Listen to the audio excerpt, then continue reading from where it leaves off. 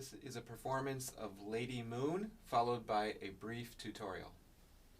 1, 2, 3, 4.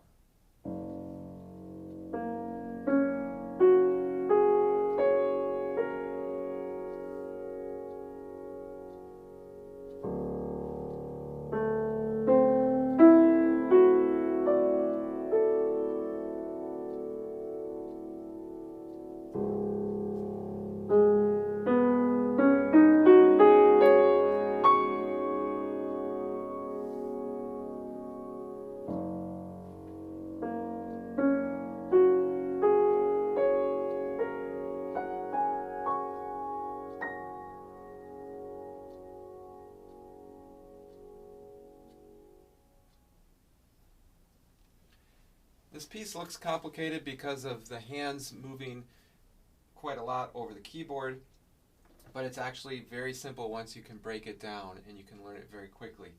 The first thing I want to draw your attention to is the fact that the left hand starts each line of music on a very low note. So take note of the fact that we are playing an octave lower as marked in the score for each line, the start of each line. So for example, the piece starts on an F sharp that's notated here, but with the octave lower, it's going to be this F sharp. If you look at the second line, this is measure 4. Again, this happens, but now we're on a D. And line 3, this is measure 7. We're on a C sharp. And to conclude, the last line of the piece, measure 10, goes back to the F sharp. So just by having those 3 notes with the repetition of the first pitch as the beginning of the last line makes it very easy. The other thing I want to draw your attention to is how these notes then are often related to what plays again in the left hand. So for example, measure 1 is the low F sharp. When it crosses over into the treble clef at the beginning of measure 2, we're also going to an F sharp above middle C. That's also true for the fourth line, measure 10, if you look. Again, we have F sharp. We cross over to another F sharp. And by crossing over, I should demonstrate that the left hand begins here, the right hand plays 2 notes, and we cross over to find that F sharp. The other line that does something similar is the third line. This is measure 7 with the C sharp. And we cross over where the right hand is to middle C sharp in measure 8. Again, in measure 8, we cross over one more time to this C sharp. So in that span of 2 measures, measure 7, we start here, we bring the left hand up to middle C sharp, and finally one more time in the same measure 8, up 1 octave. Following that, the only line I haven't talked about is line 4. This one does not repeat an octave displacement. Rather, we start with a D in measure 4.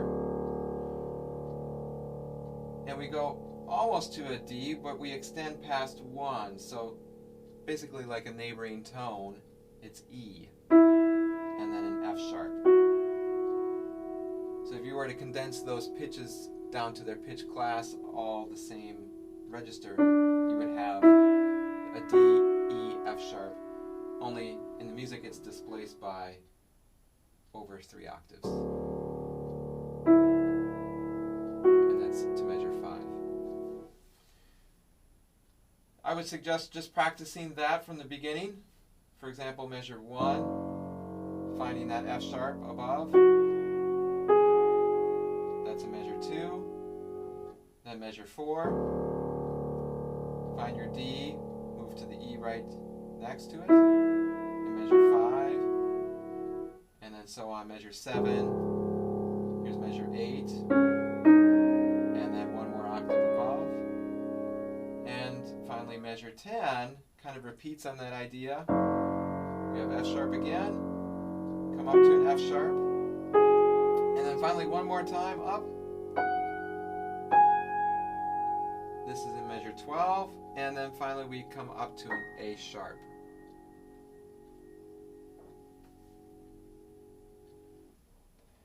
Just to briefly talk about the right hand, this is also in octave groupings for the most part.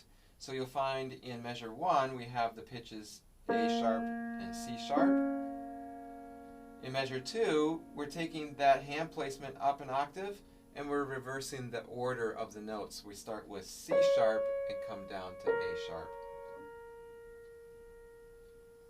Go back to that setting for the hand in measure 1, A sharp to C sharp.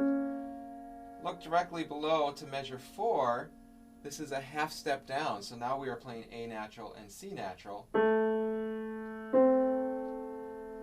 Measure 5 moves us roughly to the same area. Instead of reversing those two notes, we substitute a D and come back to the A. If you look at measure 10, this is the 4th line. This is kind of a repeat of the beginning of the piece. We have the A sharp to C sharp.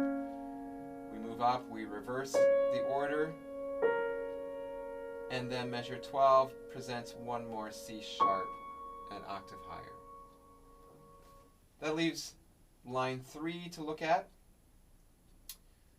Remember, as you're going to start learning line 3, if you look back to the first measure, we had this pairing. Measure 4, the beginning of line 2, goes down a half step, right, to A and C. Measure 7, the beginning of line 3, again, another half step down. G sharp, B. So you can see how this sequence works its way. Each line begins a half step lower in position. So from measure 7, you've got G sharp to B. We're moving an octave above, not quite the same notes. We're replacing one of them. We're doing an F sharp to start, and here's our G sharp. So you can still find that octave relationship from G sharp here and the G sharp in this position. And they ask then that we come up to a C sharp. So you have to be ready for that. It's not really related to any of the previous positions here in that line.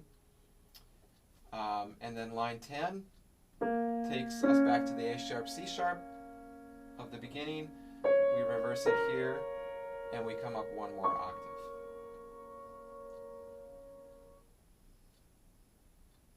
After you understand how the piece is grouped together by positions and movement, it's really quite easy to learn, and the extended pedals really serve to make a beautiful sound. So again, one more time, performance of Lady Moon.